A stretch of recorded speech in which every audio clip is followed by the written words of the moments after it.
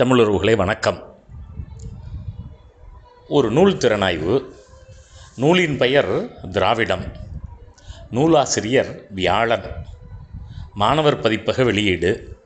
பகுத்தறிவு பாசறை பவளக்கார திரு, சென்னை 1 வெளியிட்டிருக்கிறது. விலை 3 அணா. வெளிவந்த ஆண்டு அந்த நூலில் இடம்பெறவில்லை. அதில் இருக்கக்கூடிய கருத்துக்களை கொண்டு 1954 50களில் எழுதப்பட்ட நூல் என்பதை நம்மால் உணர முடிகிறது. அந்த காலகட்டத்தில் சென்னையில் மண்ணடியில் இருந்த மெர்கண்டைல் பிரஸில் இந்த நூல் பதிப்பாகி இருக்கிறது நண்பர்களே. இந்த திராவிடம் என்று சொன்ன உடனே தந்தை பெரியார், அறிஞர் அண்ணா போன்ற மிகச்சிறந்த கடந்த நூற்றாண்டில் வாழ்ந்த ஆளுமைகள் எழுதிய நூல் என்று தான் நான் இதை நினைத்தேன். ஆனால் இந்த வியாழன் என்பவர் ஒருவேளை அது போன்ற ஆளுமைகளுடைய புனைபெயரா அல்லது திராவிட இயக்கத்தில் பல பேர் இதுபோல் தோன்றி பல கருத்துக்களை எழுதியிருக்கிறார்கள். நூலினுடைய முகவுரை மிக தெளிவாக சொல்லுகிறது. பகுத்தறிவை நாடெங்கும் பரப்புமாறு ஆசிரியர் வியாழன் விண்ணப்பித்து கொண்டுள்ளார் என்று இது குறிப்பிடுகிறது. அப்போது மக்கள் அனைவரும் ஒரே இனமாக வாழ வேண்டும். இந்த பகுத்தறிவு பாசறை இந்த இளைஞர்களை அழைக்கிறது என்று தான் அந்த நூல் அமைந்திருக்கிறது நண்பர்களே. அநேகமாக இந்த நூல் அன்றைக்கு அந்த திராவிட கழகத்திலிருந்து திராவிட முன்னேற்றக் கழகம் பிரிந்த பிறகு எழுதப்பட்டிருக்கக்கூடிய நூலாக இருக்க வேண்டும் என்று நினைக்க தோன்றுகிறது. பாவேந்தர் பாரதிதாசனுடைய பாடல்கள் தொடக்கத்திலும் இறுதியிலும் மிக நுட்பமாக காட்டப்படுகின்றன.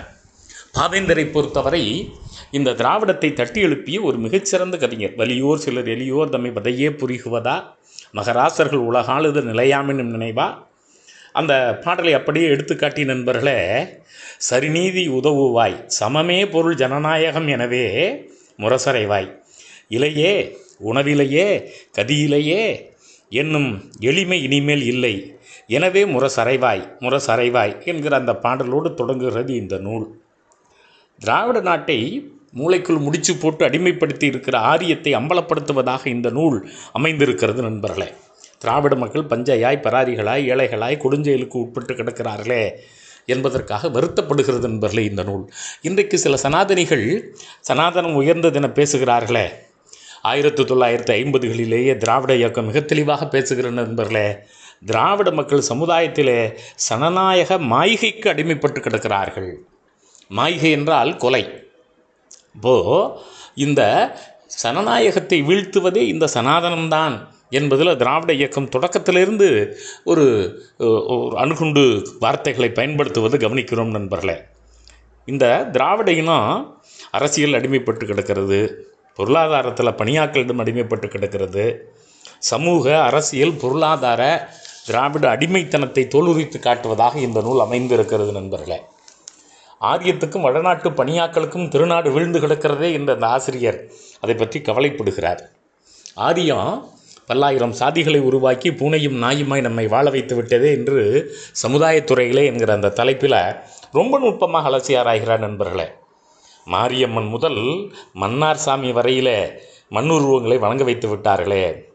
பாம்பையும் கடவுளாக்கி இருக்கிறார்கள். சாணிக்கு பொட்டிட்டு சாமியாக்கி விட்டார்கள். கிண்ணனர், கிம்புருடர், ரிஷிகள் என்றெல்லாம் 48,000 கோடி தெய்வங்களை இவர்கள் உருவாக்கி இருக்கிறார்கள். வேம்பு முதல் வில்வம் வரை, துளசி முதல் அருகம்புல்லு முதல் புற்பூண்டுகள், நாய், குரங்கு, பன்றி எல்லாவற்றையும் இவர்கள் கடவுளாக்கிவிட்டு நம்மை அடிமைகளாக ஆக்கி இருக்கிறார்கள். கருடன் முதலிய பறவைகளை இவர்கள் கடவுளாக்கி விட்டார்கள். நாகப்பாம்பு முதலிய ஊர்வன, பெரிய பட்டியலிடுகிறார் நண்பர்களே, நீர்வாழ்வன, இப்படி விலங்குகளும் பறவைகளும் கடவுளாக்கப்பட்டு அறிவு மடமையாக்கப்பட்டிருக்கிறார்கள். எனவே பகுத்தறிவு பெற வேண்டும். முயற்சியின் மீது இவனுக்கு நம்பிக்கை வர முடியாத அளவுக்கு தலைவிதி தத்துவத்தை தந்திருக்கிறார்கள். இவனுடைய வீரத்தை, இவனுடைய உழைப்பை உறிஞ்சிக்கொண்டு உன் தலைவிதி, உன் மறுபிறப்பு, பாவம் புண்ணியம். நண்பர்களே, தற்போது ஒரு பேச்சாளர் தான் இந்த பாவம் புண்ணியத்தை பற்றி பேசி கொண்டிருக்கிறார். அந்த காலத்திலேயே இந்த சனாதனம் எப்படி இந்த பாவம் புண்ணியத்தையும் மறுபிறவியையும் சொல்லி பிரம்மன் தலையில் எழுதி வைத்து விட்டான். விதித்த விதி, அடுத்த ஜென்மம், போன ஜென்மம், பாவத்தினுடைய எதிரொலி இதுதான் நண்பர்களே இன்றைக்கும் சனாதனம் செய்து கொண்டிருக்கிறது. நாம் மீண்டும் இதை மீட்டெடுக்க வேண்டிய ஒரு கட்டாயத்தில் இருக்கிறோம். 1950களே வியாழன் அவர்கள் எழுதிய இந்த திராவிடம் நூலினுடைய கருத்தியல் இன்றைக்கு தமிழகத்தில் தேவைப்படுகிறது நண்பர்களே. திராவிட இயக்கம் இதை தாண்டி ஏதோ ஒரு பொருளாதார சூழலில் விழுந்து விட்டதோ என்று நம்மை எண்ண தோன்றுகிறது நண்பர்களே. மிக நுட்பமாக தமிழகத்தில் தமிழர்கள் ஒரு காலகட்டத்தில் எப்படி கடாரம்ங்கிற மலேசியா, சாவகம்ங்கிற ஜாவா, சிங்களம்ங்கிற இலங்கை, பர்மா, தென்னாப்பிரிக்கா எல்லா பக்கமும் போய் எப்படியெல்லாம் இவர்கள் படை நடத்தினார்கள், பிறகு எப்படி இவர்கள் அடிமைகளாக அதே பகுதிகளுக்கு சென்றார்கள், தொழிலாளர்கள் உயர்வடைவதற்கு இவருடைய சிந்தனையிலே உரிமை வேண்டும் என்றெல்லாம் இந்த நூல் நுட்பமாக பேசுகிறது. அப்போ இந்த சர்வம் ஆரியமயம் என வந்த பிறகு, வடநாட்டு பணியாக்கள் வந்த பிறகு, பேங்கிகளெல்லாம் ஆயுள் நிறுவனங்களெல்லாம் தூசு முதல் பெரிய இயந்திரங்கள் வரை அவர்கள் தானே செய்கிறார்கள். எனவே பொருளாதாரத்துறையில் திராவிடர்கள் முன்னேற வேண்டும் என்பதையும் இந்த நூல் குறிப்பிட்டு காட்டுகிறது. ஒரு பெரிய பட்டியலே போடுகிறது.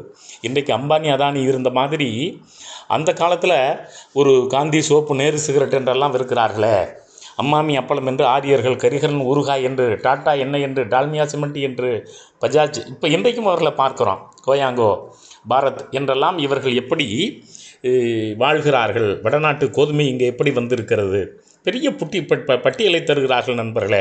ஆக இந்த தென்னாட்டு திராவிடர்கள் இந்த பொருளாதார அடிமைத்தனத்தை இந்த நூல் தோலுரித்து காட்டுகிறது நண்பர்களே. சர்வமும் ஆரியமயம். கல்வித்துறையில் சாதாரண பள்ளியாசிலிருந்து பல்கலைக்கழகம் வரை மாறிவிட்டார்களே, 100 விழுக்காடு அவர்கள் கையில் இருக்கிறது. அதில் இப்போது கொஞ்சம் நாம் மாற்றத்தை பார்க்க முடிகிறது நண்பர்களே.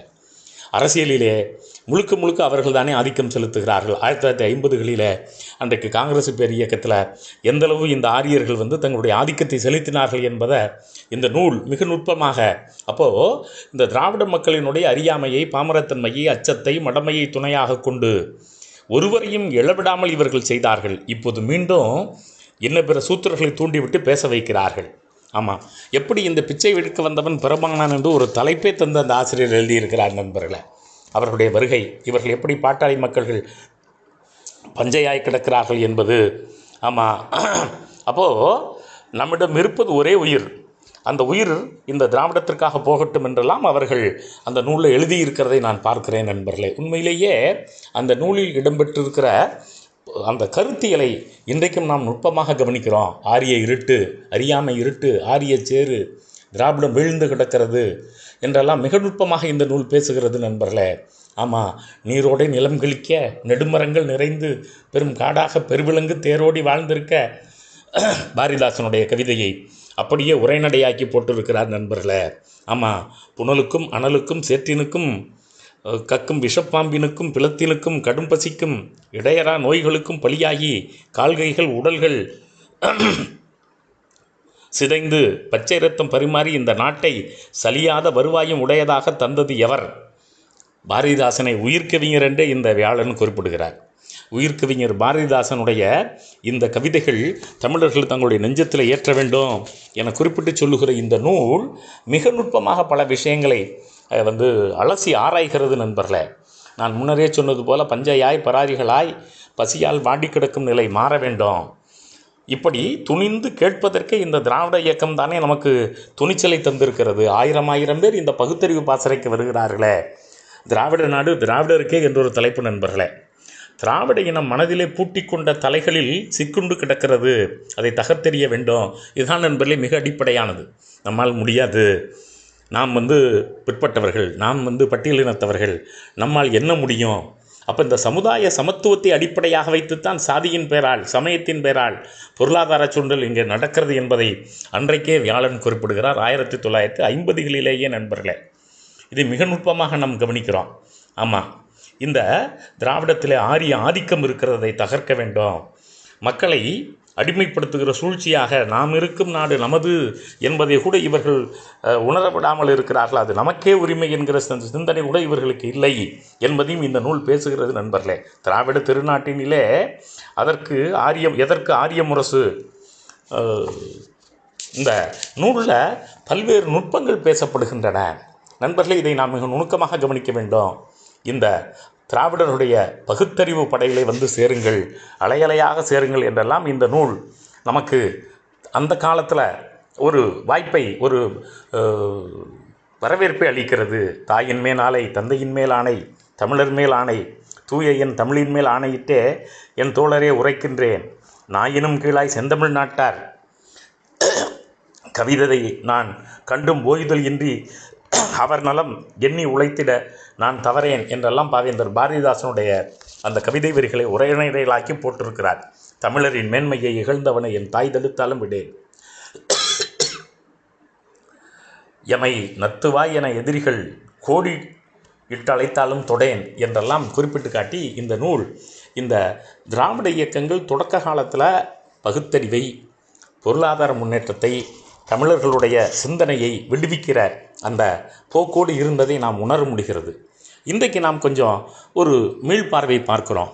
ரீரீடிங், மறுவாசிப்புக்கு இந்த நூலை உட்படுத்துகிறோம். அப்படி உட்படுத்துகிற போது நண்பர்களே, இன்றைக்கு நாம் கல்வியில் வளர்ந்திருக்கிறோம், மருத்துவத்தில் வளர்ந்திருக்கிறோம். ஆனால் சிந்தனை முடக்கம் என்பது ஒரு ஓரம் சனாதனம் தொடர்ந்து செய்கிறது. எனவே மீண்டும் இந்த சனாதனத்தை எதிர்த்து நாம் பேச வேண்டிய கட்டாயத்தில் இருக்கிறோம். இல்லை என்றால் இன்னும் 2000 ஆண்டுகள் இவர்கள் நம்முடைய சமூகத்தை மீண்டும் கொண்டு சென்று விடுவார்கள். இதை இன்றைக்கு இருக்கிற திராவிட முன்னேற்றங்களும் சரி, திராவிட இயக்கமும் சரி, திராவிடர் கழகமும் சரி, திராவிட சிந்தனையாளர்களும் சரி மீட்டுருவாக்க வேண்டும். இந்த சிந்தனைகள் மீண்டும் மீண்டும் நினைவுபடுத்தி கொண்டே இருக்க வேண்டும். இதில் ஒரு பெரிய சோகம் என்னவென்றால், இன்றைக்கு தமிழ் தேசியர்கள் பலரும் ஆரியத்தோடு கைகோர்க்கிறார்கள். அப்போ இந்த புதிதாக முளைக்கிற இந்த சிந்தனையையும் நாம் முளையிலேயே கிள்ளி எறிய வேண்டும். மிக நுட்பமாக ஒரு கருத்தை இந்த நூலில் நான் புரிந்துகிறேன். இவர்கள் ஆரிய கொள்கையை எதிர்க்கிறார்கள், அடிமை கொள்கையை எதிர்க்கிறார்கள், பொருளாதார கொள்கையை எதிர்க்கிறார்கள். யாரையும் கடவுளை எதிர்க்க வேண்டும் என்று இவர்கள் சொல்லவில்லை. அந்த சிந்தனை முடிச்சிலிருந்து இவனை மீட்டெடுக்க வேண்டும் என்கிறார்கள். மொத்தத்தில் இந்த சிந்தனை விடுதலை இருக்கிறதே, அது மிக அடிப்படையான. அதனால்தான் இன்றைக்கு பள்ளிகளில் அவர்கள் குறிவைத்து இந்த சிந்தனையை மீண்டும் முடக்க பார்க்கிறார்கள். எனவே இந்த வியாழன் அவர்கள் எழுதிய திராவிடம் போன்ற நூல்கள் மீண்டும் அச்சிடப்பட வேண்டும். அதுபோன்ற புதிய நூல்கள் எழுதப்பட வேண்டும். நன்றி.